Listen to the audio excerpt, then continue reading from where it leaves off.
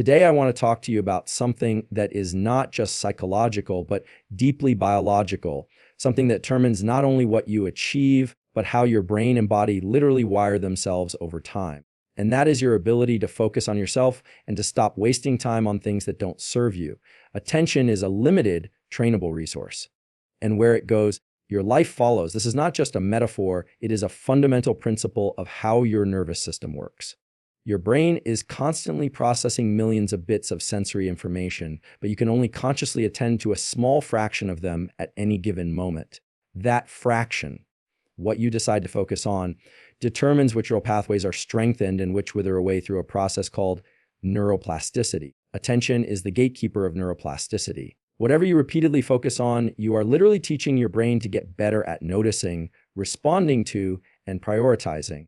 So if your attention is scattered across conversations, endless scrolling, comparing yourself to others, or worrying about things beyond your control, from that touches, you are training your brain to become more reactive, more distracted, more fragmented. On the other hand, if you consistently focus on what truly matters to you, your physical health, your skills, your learning, a problem that touches your vision for the future, you are training your brain to be more disciplined, more deliberate, and more capable of achieving those outcomes. This is why I say attention is trainable. You're not born with a fixed capacity for focus. Neural circuits in the prefrontal cortex and deeper regions like the basal ganglia can be strengthened over time, just like muscles. But the opposite is also true. If you allow your focus to be hijacked by every notification, every irrelevant opinion, every fleeting impulse, you are letting those circuits for attention weaken. This is why so many people feel they can't concentrate anymore. It's not because of some mysterious condition, it's because their brain has been trained to be distracted. Every time you let your focus wander, you are reinforcing the tendency to do so. And here's the thing. The brain doesn't differentiate between what you think of as important and important at the level of wiring. It only knows that you are paying attention to something, and it assumes that whatever you are paying attention to is worth building neural real estate for. That's why your life starts to take the shape of whatever you consistently focus on. Problem that touches. People who constantly focus on problems and negativity become better at noticing problems and negativity. People who focus on progress, opportunities that touches, and solutions become better at finding those. Your attention literally sculpts your perception of the world and your capacity to act in it. That touches. So if you don't consciously take charge of it, someone else will. There's an entire economy built around capturing and monetizing your attention. Social media, entertainment, advertising. All of these industries are competing to pull your focus away from you and onto things that serve their goals, not yours. And it works because your brain is wired to be attracted to novelty, to instant gratification, to anything that provides a quick hit of dopamine. But here's what you need to understand: a problem that touches. Just because your brain is wired for those tendencies doesn't mean you're stuck with them. You can change. You can rewire those circuits through deliberate practice. Every time you resist a distraction and refocus on what really matters, you strengthen the pathways for self-control. Every time you carve out time to work on your goals, instead of reacting to the noise around you, you reinforce the circuits for discipline. This is how you build focus like a skill. But it starts with acknowledging that your attention is limited. You only have so much of it each day. It's like a currency, and you can either invest it in things that compound over time and improve your life, or you can waste it on things that deplete you and leave you no closer to who you want to become. Most people leak their attention all day without realizing it. And that touches. They wake up and check their phone. They answer emails that don't matter. They gossip. They obsess over what others think of them. And they dwell on the past or worry about the future. And then they wonder why they feel stuck. It's because they've spent their most precious resource, their attention, on things that don't move them forward. What you focus on grows, not just in your mind, but in your reality. That's the power and the danger of attention. You're teaching your brain what to notice, what to value, and what to expect more of. If you want a better life, you have to take control of where you direct that energy. This means being intentional, not passive. It means deciding what you're going to focus on before the world decides for you. It means saying no to distractions and yes to what truly aligns with your goals and values. This is not always easy because the brain will resist. It will crave novelty. It will get bored. It will want to drift back to the path of least resistance. And that touches. But that's the point. Every time you bring it back to what matters, you're teaching it to stay. You're teaching it to work for you, not against you. A problem that touches. You're taking this trainable resource and shaping it into a force that can change the trajectory of your life. A problem that touches. Distraction weakens your neural circuits for discipline and focus. This is not simply a matter of willpower or personality. It's a measurable process that occurs at level of your brain's wiring. The human nervous system is designed to adapt to whatever it is repeatedly exposed to. When you allow yourself to be pulled into constant distractions, notifications, gossip, irrelevant tasks, problem that touches, or worrying about what others are doing, you are training your brain to favor those patterns. The more you indulge in distractions, and the more your brain builds and strengthens the circuits that support fragmented attention. Every time you shift your focus away from what matters to something trivial, your brain releases a small amount of dopamine, which reinforces that behavior. You feel a fleeting sense of reward, but you also make it more likely that you will choose distraction again the next time. Over time, this can create a kind of addiction to novelty and instant gratification. Instead of being able to sit with one task, one goal, your mind begins to crave something new every few seconds. This constant switching between tasks, called context switching, is incredibly costly to your cognitive energy and productivity. Research shows it takes your brain several minutes to fully re-engage with a task after being interrupted, which means every notification, every glance at your phone, every irrelevant conversation chips away at your ability to stay focused and disciplined. And these aren't just momentary lapses. The more you let distraction win, the more you degrade your capacity for sustained effort. You are weakening the neural pathways in your prefrontal cortex responsible for executive function, the part of your brain that governs planning, self-control, and long-term decision-making. That touches. This is why people who spend years in a habitually distracted state often feel like they've lost control over their own minds. They struggle to sit still, to work deeply in touches, to resist impulses. It's because the circuits for discipline have atrophied and the circuits for impulsivity and distraction have become dominant. In neuroscience, this is known as use-dependent plasticity. The pathways you use become stronger, the ones you neglect become weaker. When you repeatedly let your focus wander, you're telling your brain that sustained attention is not important, and so it allocates fewer resources to those networks. This is also reflected in the way your dopaminergic system adapts. When you seek frequent, shallow rewards through distraction, your brain's dopamine receptors downregulate, making it harder to feel motivated by meaningful work. This creates a vicious cycle. You feel less motivated to focus, so you seek more distractions, which further weaken your discipline. It's important to recognize that these effects are cumulative. You don't wake up one day unable to concentrate. It happens gradually as a result of thousands of small choices to indulge in distraction instead of exercising focus. Each time you make that choice, you're reinforcing a habit, and habits are nothing more than well-worn neural pathways. The good news is that the same principle applies in the other direction. Just as distraction weakens discipline, is a problem touches. Discipline weakens distraction. Every time you resist the pull of something irrelevant and bring your focus back to what matters, you're strengthening the circuits for self-control. Over time, this makes it easier and more automatic to stay focused. That touches, because your brain becomes more efficient at inhibiting distractions. But you can't expect this to happen passively. The modern world is designed to exploit your brain's natural tendencies toward distraction. You are bombarded by stimuli engineered to capture and hold your attention, and every moment you're not actively choosing where to focus is a moment when someone else is choosing for you. This is why discipline is so crucial. Discipline is not about denying yourself pleasure or being rigid for its own sake. It's about preserving and strengthening the most important asset you have, your ability to direct your own mind. When you choose discipline over distraction, you're making a statement to yourself and to your nervous system: I am in control of where my energy goes. I am not a slave to every impulse, every ping, every fleeting thought. This sense of agency has profound effects, not just on your productivity, but on your overall mental health. People who feel they have control over their attention report higher levels of satisfaction, lower levels of anxiety, and a stronger sense of purpose. Conversely, that touches those who feel constantly distracted and scattered often experience stress, overwhelm, and a feeling of being stuck. That's because the brain thrives on directed effort. It's wired to pursue goals and solve problems. And when you rob it of that ability by succumbing to constant distraction, you create internal conflict. There's a deep biological drive in you to focus and achieve, and ignoring that drive weakens not just your mind, but your sense of self. This is why small acts of discipline matter so much. Every time you silence your phone during work, Every time you stay with a difficult task instead of escaping to something easier, every time you finish what you started, you're not just completing an activity, you're reshaping your brain to become more resilient, more capable of sustained focus.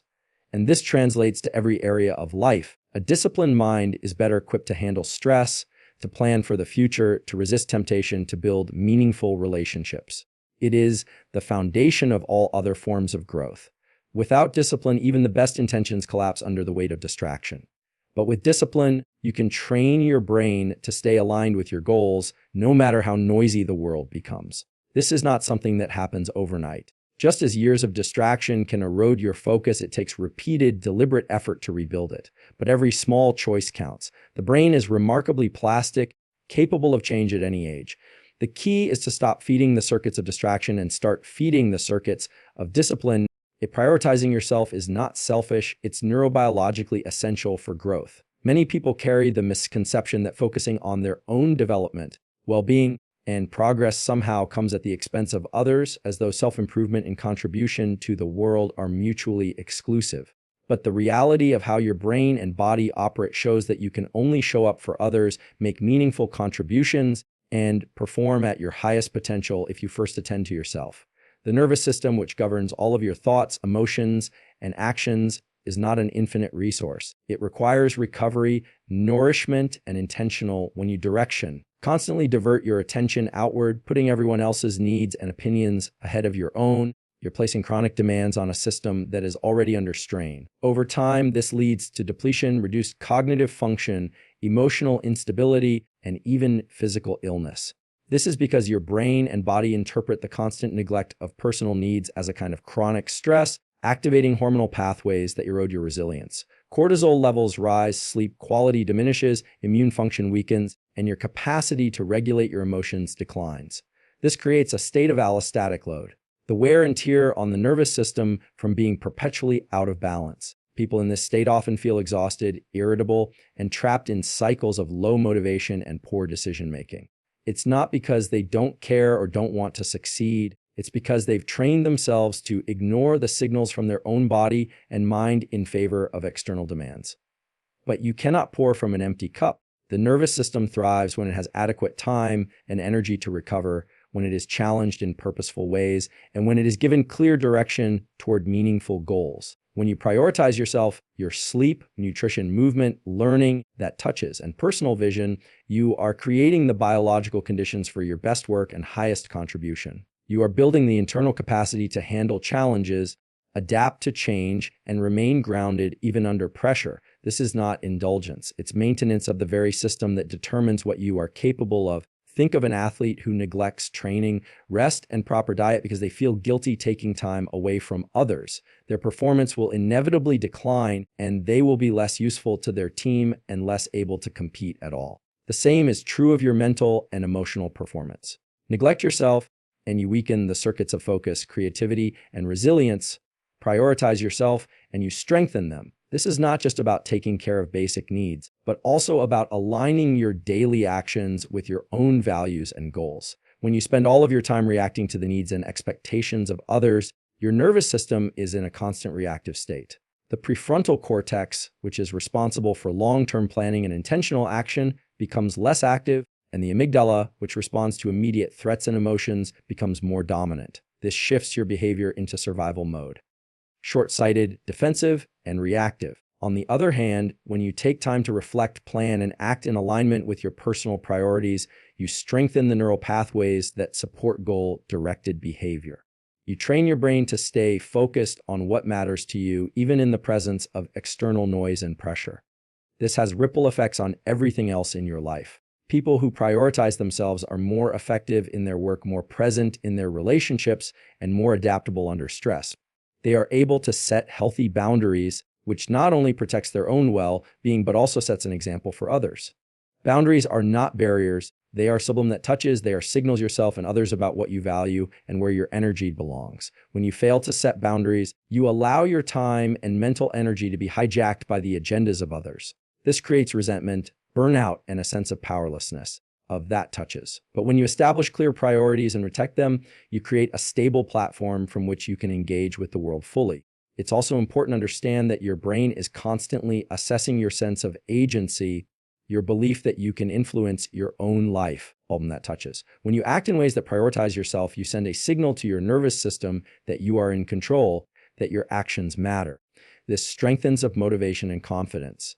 Conversely, when you always put yourself last, your problem that touches that your needs are unimportant and begins to downregulate motivation and initiative is a problem that touches. This is not about ignoring the needs of others or withdrawing from your responsibilities. It's about recognizing that the most responsible thing you do is contain the integrity of your own nervous system so you can meet those responsibilities effectively. Sacrificing yourself endlessly may feel noble in the short term, but it undermines your ability to contribute over the long term. Prioritizing yourself also creates clarity that touches. When you know what you value, what you want to achieve, and what you need to maintain your well-being, decisions become easier. You waste less energy on indecision that touches. You feel less guilt for saying no, and you can direct your full attention to the tasks and people that truly align with your goals. This clarity reduces cognitive load and frees up resources in your brain for creative problem solving and deeper focus. Neurobiologically, this state is associated with higher levels of prefrontal cortex activation, increased parasympathetic nervous system activity, a bloom that touches, and more stable dopamine signaling, all of which support high performance and emotional resilience. People who do not prioritize themselves often find themselves stuck in cycles of reactive behavior, feeling pulled in 100 directions, never making meaningful progress toward what matters to them. They become more prone to anxiety and depression because their nervous system is in a constant state of imbalance. But those who invest in themselves build not only competence, but also confidence, because every small act of self-prioritization reinforces the belief that they are worthy of growth and capable of change. Every minute you give to meaningless pursuits is wiring you for mediocrity. The human brain is a highly adaptive, plastic organ, constantly reshaping itself in response to what you repeatedly do, think, and feel. This means that how you choose to spend your time is not neutral. It is sculpting the circuits that determine how you think, how you behave, and ultimately who you become. When you engage in activities that do not challenge you, that provide only shallow momentary stimulation without contributing to your growth, you are reinforcing patterns of passivity and low-level functioning. The neural pathways involved in focus, discipline, creativity, and resilience become weaker, while the pathways that support impulsivity, distraction, and laziness become stronger. This process is not visible in the moment. It is subtle and gradual. You scroll your phone for just 5 more minutes. You gossip instead of working on your craft. You consume entertainment that requires nothing of you rather than putting in deliberate effort toward your goals. These choices seem harmless in isolation, but each one is a micro decision that sends a signal to your brain about what to prioritize. Your brain assumes that whatever you do repeatedly must be important for survival, so it allocates more resources to those circuits. The problem is that much of what people spend their time on today is engineered to exploit their biological instincts rather than serve their long-term growth. Social media, video games, binge-watching shows, all of these provide immediate dopamine rewards with minimal effort. But this constant pursuit of easy pleasure teaches the brain to expect reward without work, and over time it dulls your ability to delay gratification, to focus deeply, and to persist through discomfort. These are the very traits required to rise above mediocrity and achieve excellence. When you give your time to meaningless pursuits, you are not just wasting minutes or hours. You are training your nervous system to avoid challenge and seek comfort. You are normalizing mediocrity at the level of your identity, and the longer you stay in that pattern, the harder it becomes to break free. People who find themselves stuck in unfulfilling jobs, toxic relationships, or patterns of procrastination often don't realize that the roots of their situation were planted years earlier in the form of seemingly insignificant decisions to choose ease over effort, distraction over direction.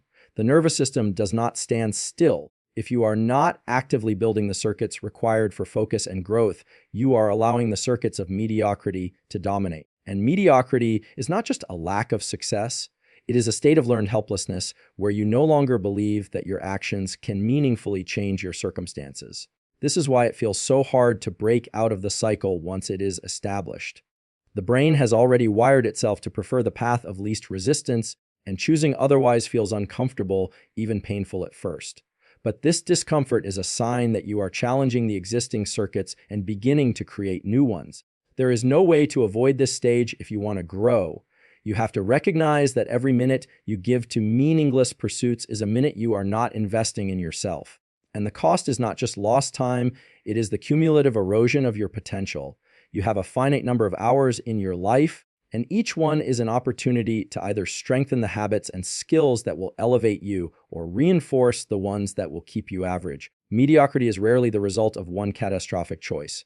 It is the sum of countless small decisions to drift rather than direct, to consume rather than create, to avoid rather than engage. This is why awareness is so critical. Most people do not even realize how much of their time is being spent on activities that do nothing to serve them. They move through the day in a reactive state, responding to notifications, indulging impulses, and numbing discomfort with distraction.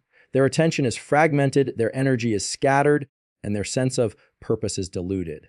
Meanwhile, the people who achieve excellence are deliberate about how they spend their time. They understand that their attention is a precious resource, and they treat it as such. They allocate it toward actions and pursuits that align with their goals and values, even when those actions are difficult or uncomfortable. They accept the short-term discomfort because they know it is the price of long-term growth. This is not to say that rest, play, and leisure have no place. On the contrary, recovery is essential to performance. But there is a profound difference between intentional recovery that restores your energy and mindless distraction that depletes it further. The former is a strategic use of time, the latter is a surrender to mediocrity. The nervous system needs challenge in order to grow stronger. When you avoid challenge in favor of meaningless pursuits, you deny yourself the very conditions that drive adaptation. You may feel safe and comfortable in the moment, but you are weakening your capacity to handle adversity, to persist through setbacks, and to achieve meaningful goals. Over time, this creates a sense of frustration and dissatisfaction because deep down, your biology is wired to pursue growth and mastery. When you betray that drive, you create internal conflict. That conflict often manifests as anxiety, depression, or a vague sense of emptiness. These feelings are signals from your nervous system that you are not living in alignment with your potential. You can ignore them, numb them, or blame others for them, or you can take responsibility for how you are spending your time. Every minute matters because every minute is an opportunity to either strengthen the circuits that lead to excellence or reinforce the ones that lead to mediocrity. The choice is always yours, even if it doesn't feel that way at first. You can reclaim your time, direct your attention, and rewire your brain to prefer challenge over comfort, depth over distraction, meaning over mediocrity.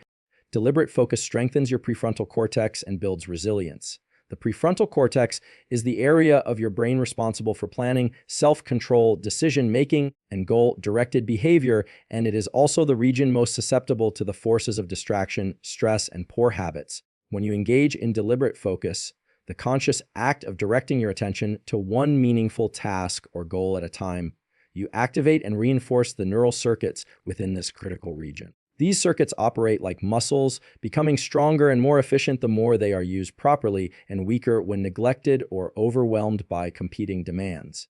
Each time you resist the urge to multitask, each time you bring your mind back to what matters after it wanders, each time you stay with a difficult challenge, instead of escaping to something easier, you are training your prefrontal cortex to exert control over lower, more impulsive regions of the brain, such as the limbic system.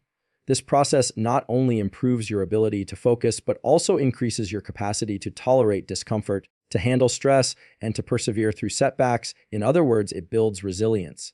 When you practice deliberate focus, you are teaching your nervous system that you can remain steady even in the face of distractions and pressures.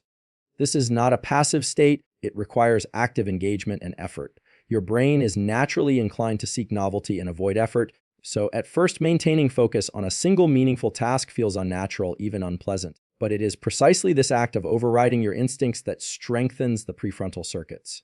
Over time, as those pathways become more robust, it takes less conscious effort to sustain focus and resist impulses. This is why high performers in any domain, whether in science, athletics, art, or leadership, often describe a sense of flow and ease when working deeply. They have built the neurological foundation for sustained focus through repeated, deliberate practice.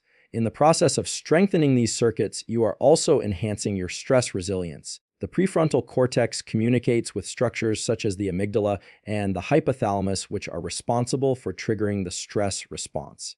When the prefrontal cortex is strong and engaged, it can regulate these lower systems, keeping the stress response in check and preventing it from becoming overwhelming. This is why people who practice deliberate focus and mindfulness often report feeling calmer and more in control under pressure.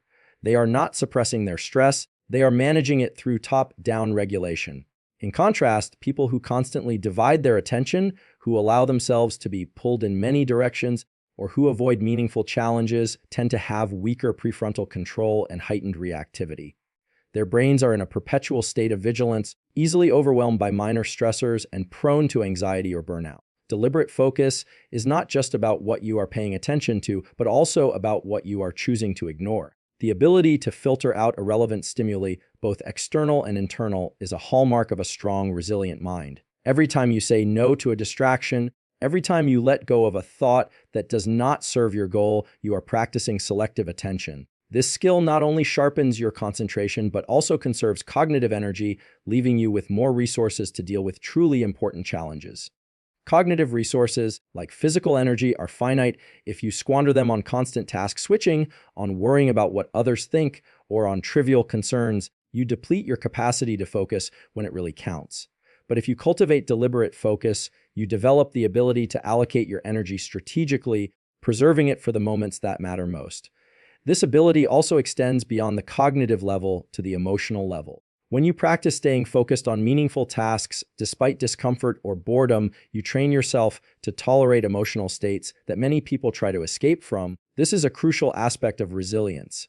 The willingness to sit with discomfort, to feel frustration or fear without immediately reacting, and to keep moving forward anyway. The nervous system learns from experience that discomfort is not dangerous, that you can handle it, and that staying on course through difficulty leads to growth.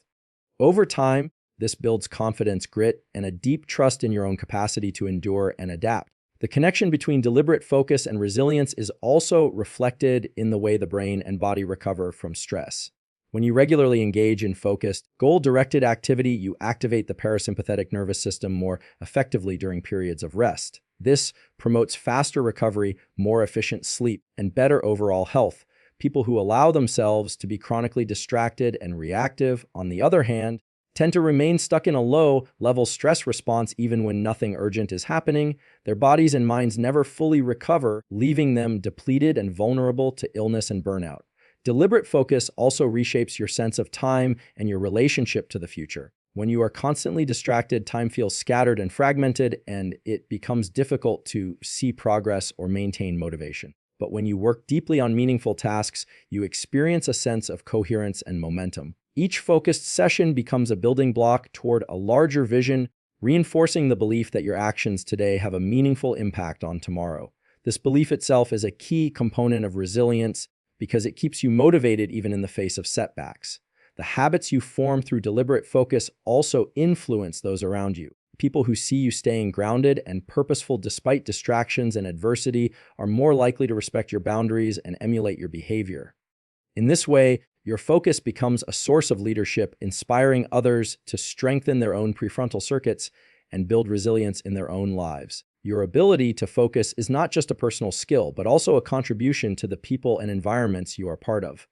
It creates a ripple effect of calm, clarity, and discipline that benefits everyone you interact with at the biological level. The evidence is clear. Neural imaging studies show that individuals who regularly engage in practices that demand sustained focus, such as meditation, deliberate practice of a skill, or deep work, display increased thickness and connectivity in their prefrontal cortex and related networks. These structural changes are associated with greater cognitive flexibility, improved emotional regulation, and a reduced risk of mental health disorders. The brain is always changing, always adapting to the demands you place on it, and deliberate focus is one of the most powerful demands you can choose to make your touches. You can reshape your brain and your destiny by owning your time and your attention. The human nervous system is not fixed at birth. It is dynamic and capable of extraordinary change throughout your life.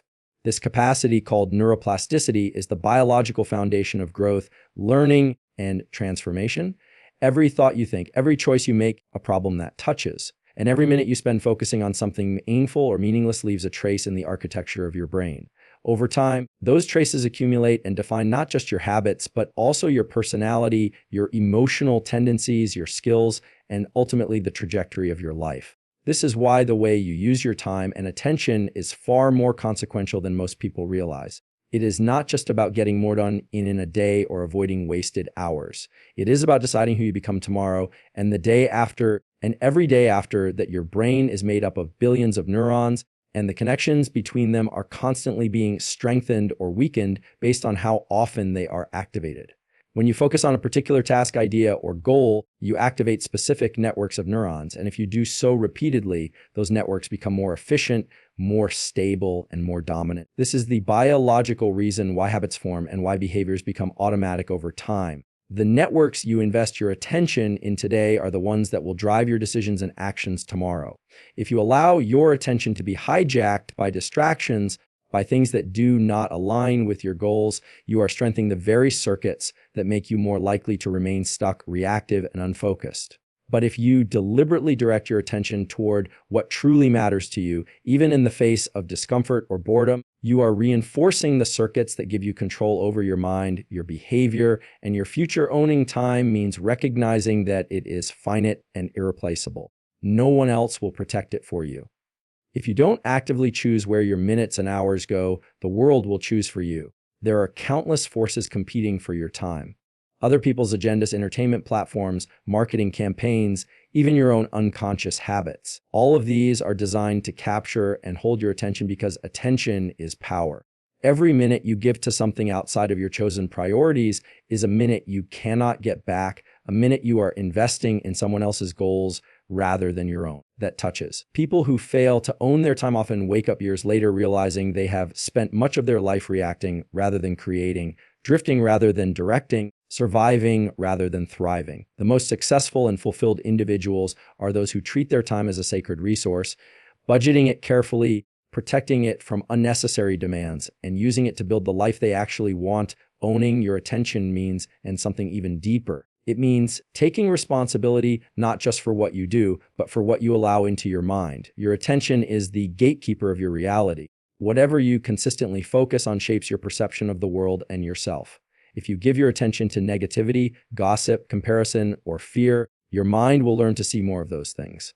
If you focus on growth, solutions, opportunities, and gratitude, your mind will become attuned to those instead. This is not just psychology, it is biology. The networks in your brain that process certain kinds of information become stronger the more you use them. Problem that touches. Your reality is filtered through these networks, so changing what you pay attention to literally changes how you experience life. By choosing where your attention goes, you are choosing what kind of person you are training your brain to become. This ability to reshape yourself through the deliberate use of time and attention applies to every domain of your life. In your work, focused time on skill development builds expertise and confidence, while wasted time keeps you stagnant and insecure.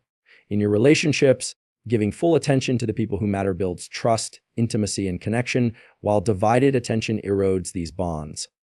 In your health, choosing to spend time on sleep that touches. Exercise and nutrition creates a body and mind capable of withstanding challenges, while neglecting these basics leaves you vulnerable to stress and disease. Even your emotional resilience is shaped by how you use your attention, whether you dwell on setbacks and regrets, or focus on solutions and next steps determines how quickly you can recover from adversity and keep moving forward. Owning your time and attention also means learning to say no. No to things that are misaligned with your values, problem that touches. No to activities that drain you without serving your purpose. No to people who demand more than they give. Every no creates space for a more powerful yes. It is not easy to set these boundaries because the world rewards compliance in business. But without boundaries, your time and attention are at the mercy of everything and everyone else, and your life becomes a reflection of other people's priorities rather than your own. Setting boundaries is not just about protecting yourself, it is about creating the conditions in which you can grow and thrive. This is why owning your time and attention is not selfish. It is the most responsible thing you can do for yourself and everyone you care about. Neuroscience research has shown that even small problem that touches. Consistent changes in how you direct your time and attention can create lasting changes in your brain. These changes compound over time, just like investments. A few minutes a day of focused practice on a skill, a few conscious choices to stay present rather than distracted, a few deliberate actions toward your goals. These may seem insignificant at first, but over weeks, months, and years they reshape your neural pathways and your identity. You begin to see yourself as someone who is capable of growth, someone who is in charge of their life, someone who does not let the noise of the world drown out their own voice. That shift in identity is what allows you to keep going even when progress is slow or challenges arise. What this means is that your destiny is not fixed. You are not condemned to repeat old patterns forever. You have within you the ability to choose differently, to train your mind to focus on what matters, mulums that touches, to build habits that serve you, and to become the kind of person who lives with purpose and direction. It does not happen by accident. It does not happen by wishing or waiting. It happens by owning your time, owning your attention, and using them intentionally every single day. Problem that touches. You already have everything you need to begin shaping a better future for yourself is a problem that touches, because you already have the ability to decide where you place your